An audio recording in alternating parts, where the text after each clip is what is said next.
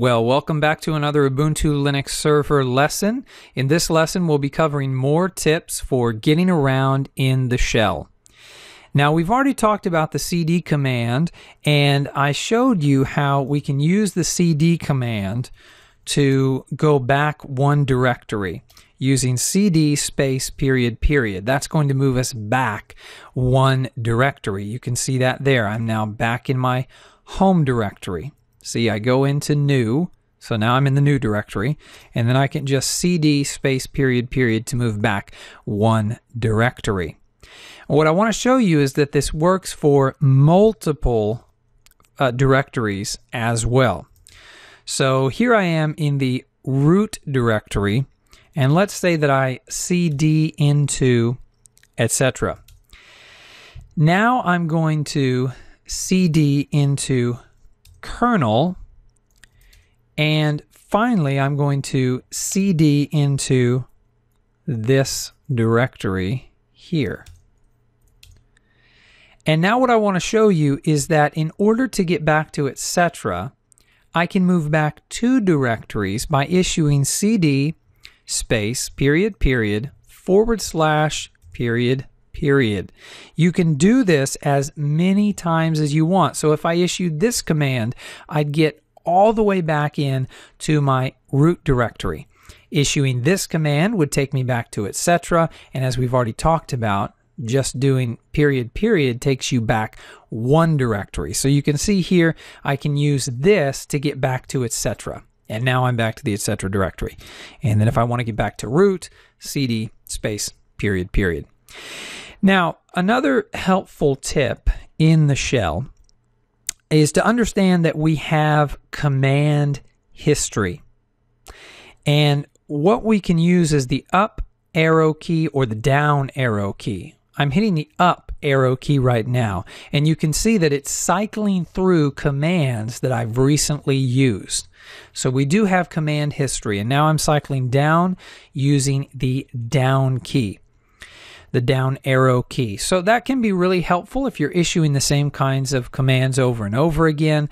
You can bring up some sort of command here, and then if you need to make some sort of modification to it, you can do that. You can do that there. So you do have command history. It's important to remember that.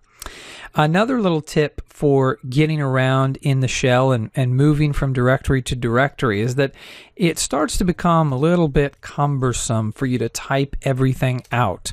So here I'm going to move back into the kernel directory, and it's not really cumbersome, but it's a little cumbersome to have to type postinst.d.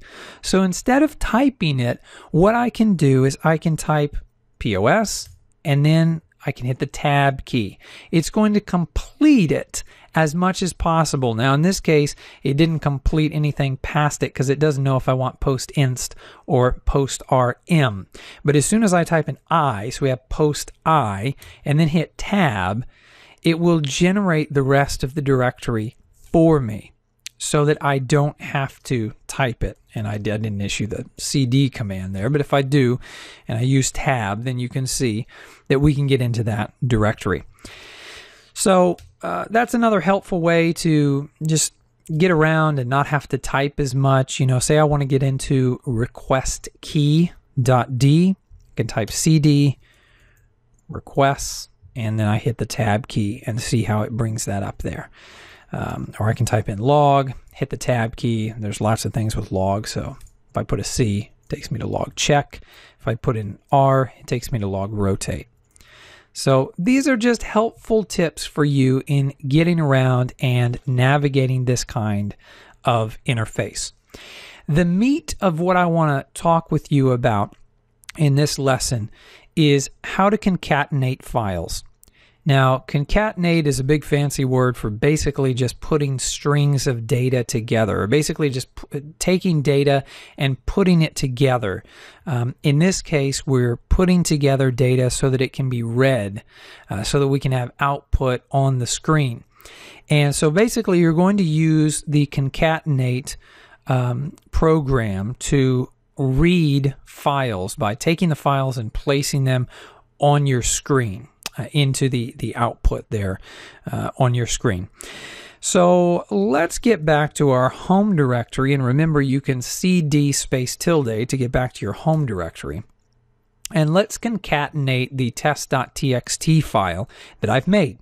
You issue concatenate with cat, C-A-T. Cat space test.txt is going to concatenate test.txt, and it's going to put the contents of test.txt out on the screen so we can read them. So you can see this here. I created this file, and now I can concatenate the file using cat. Cat is very useful when you don't want to change or edit the data. If you're just wanting to read the data, then cat is very, very helpful.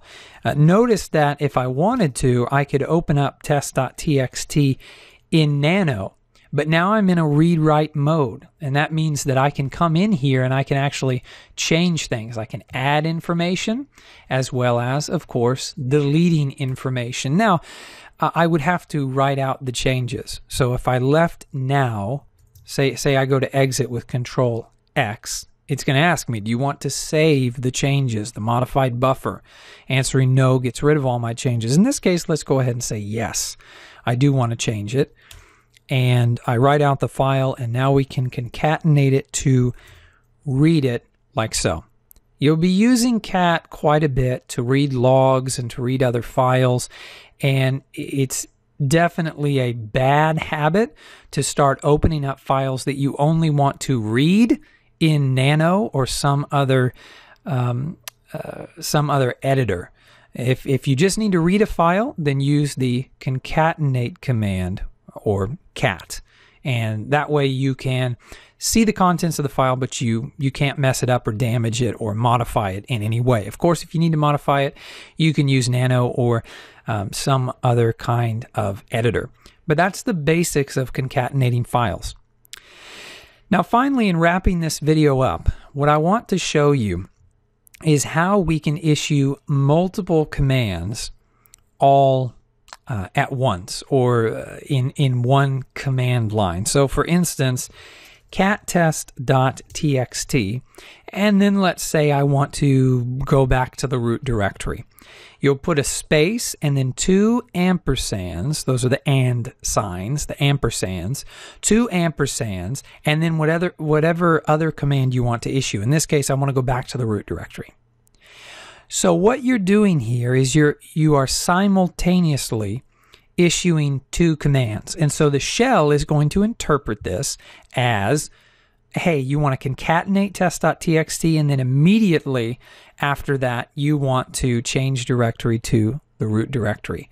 So if I issue this command, we'll get the output of test.txt, but we'll also end up back in the root directory.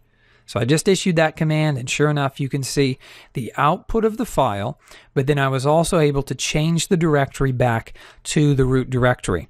Now, if we go back to our home directory, you can issue the same command twice. And so this is going to concatenate test.txt twice. So you'll see the output of the file 2 times. You can do this as many times as you need to. I just use the up arrow key to bring that command back up from history. I've added 2 more ampersands, and now I'm going to say that we want to concatenate the file 3 times in a row. You can see it'll do that.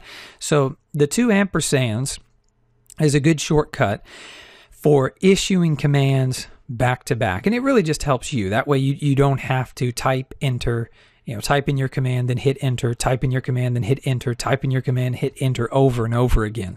You can write one command, and all of those commands are going to be issued back to back in order.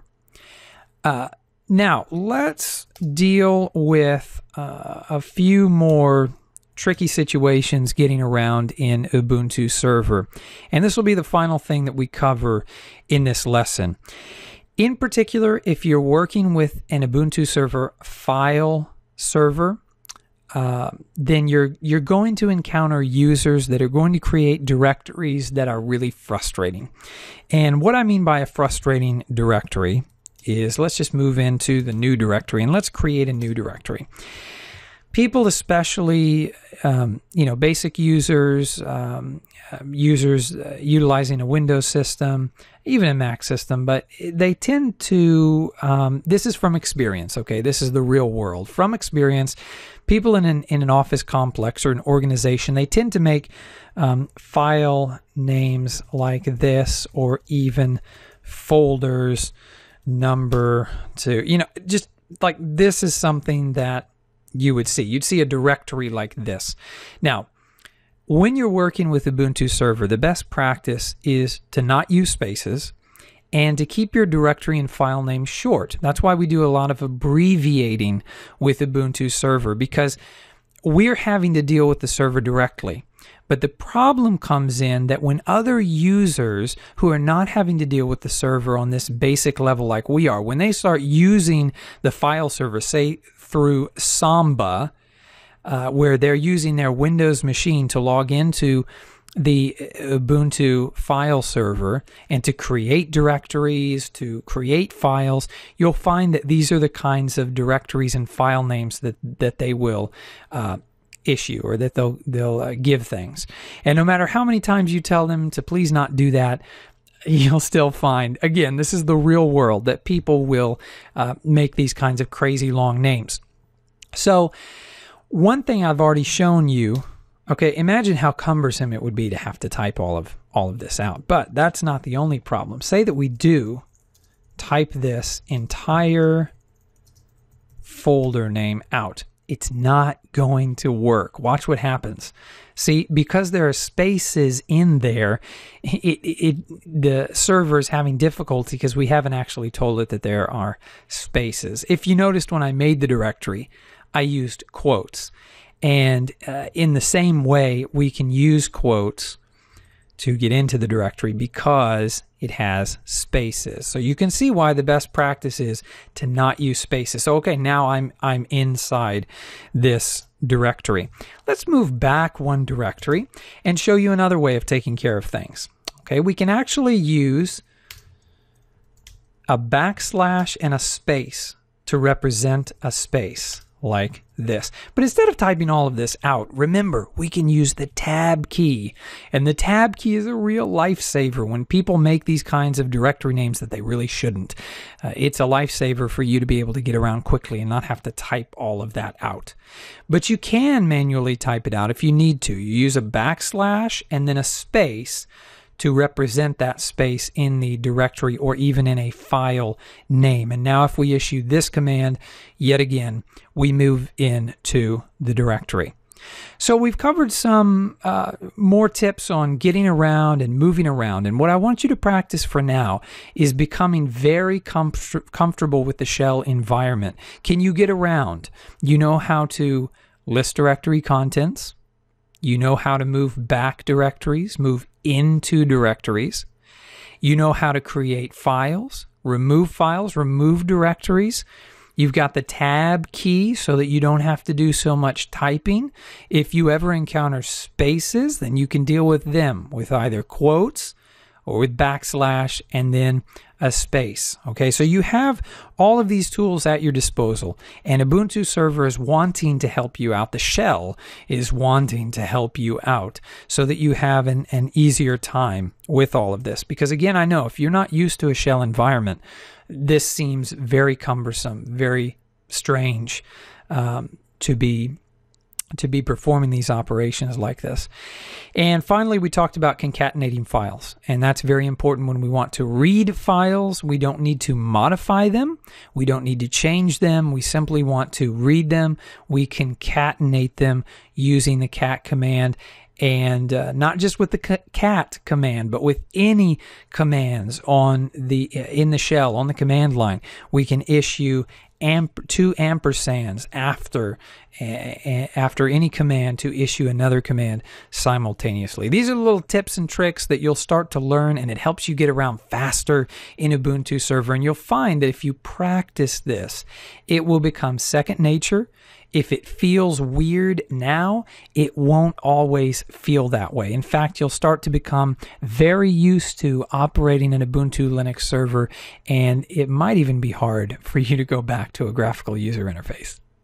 Okay, it probably won't be hard for you to go back to a graphical user interface, but you will get comfortable working in the shell environment, working on the command line. Just continue practicing, and if you have questions, get in touch with me. Let me know so I can answer your questions before you move on to the next lesson. I want you to have a good foundation and understand what you're doing each and every step of the way. So if there are things you're not sure about right now, get in touch with me, ask your questions. Let's get those things answered before we move on to more in-depth lessons.